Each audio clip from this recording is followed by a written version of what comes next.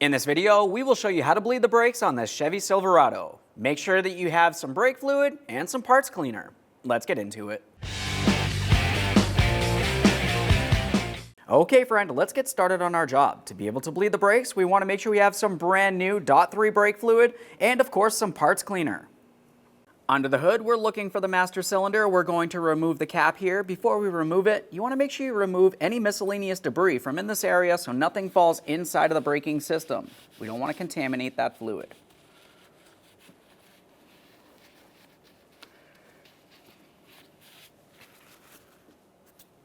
Go ahead and take hold of the cap. We're going to turn it counterclockwise, lift it up and away from the port so nothing falls inside. A quick inspection of that cap.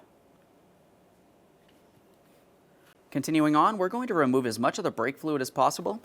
I have a clean extraction device here. Let's put that right inside the master cylinder. Look at how dirty that fluid is. We'll make sure we recycle all this fluid properly. Once you've removed as much fluid as possible, we're going to add our brand new .3 brake fluid up to our maximum line.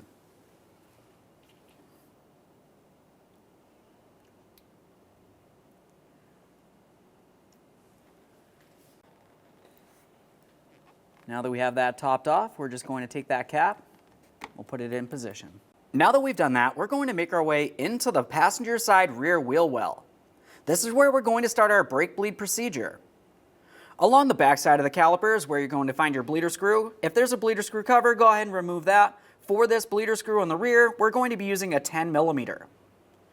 Now to bleed this, once you have that open, it's going to be easiest if you have a second person. They're going to be inside the passenger compartment pumping up the brake pedal. Once they're holding it, we're going to open up the bleeder screw and watch for air and dirty fluid making its way out. Repeat this process several times until it's only clean, new brake fluid making its way out of this bleeder screw, and we'll close it off, clean our mess, and then make our way over to the other side of the vehicle and repeat the exact same process.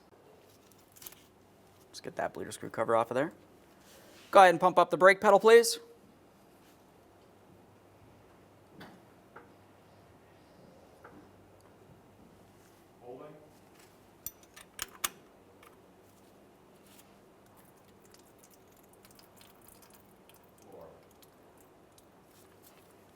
Go ahead and pump.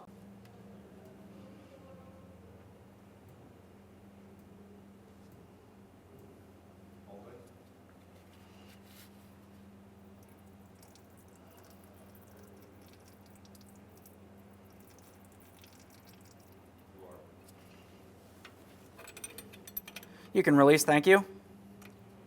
Just make sure we close this off. Now at this point, we have no air coming from the passenger side rear caliper. We're going to go over to the driver's side and repeat this exact same process once we've cleaned our mess and reinstalled our bleeder screw cover. After that, just go ahead and make your way up to the master cylinder and top it off.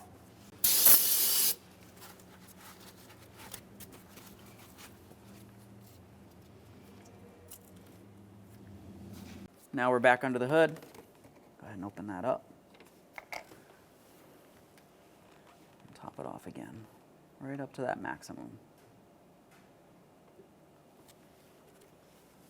Perfect. Reinstall that cap. Now we finished topping off the master cylinder. We're over at the passenger side front. We've got our collection receptacle under here. Go ahead and pump up the brake pedal, please.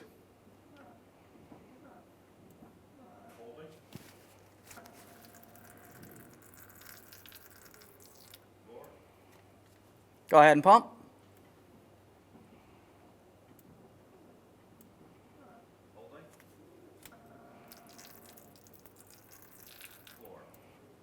This is looking good. Go ahead and pump.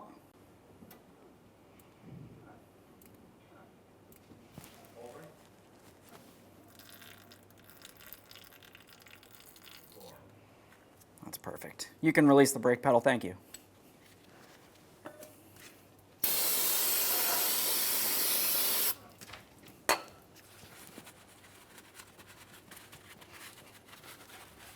Just clean up our mess on this caliper here, reinstall our bleeder screw cover, repeat this process on the driver's side, and then move up to the master cylinder. Now that we finished bleeding all the brakes, we're back up under the hood one last time here. Go ahead and remove the cap, and we're going to top off that fluid up to our maximum.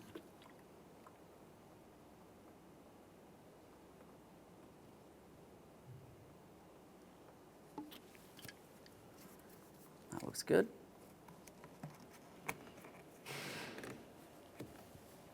Okay, friend, we finished our brake bleed. The last thing you want to do is just make sure you've cleaned up all your mess, double check for leaks, reinstall the wheels, torque those to 140 foot-pounds, close the hood, take your vehicle for a road test. Thanks for watching. When only the best will do, demand TRQ. The only company that lets you view before you do.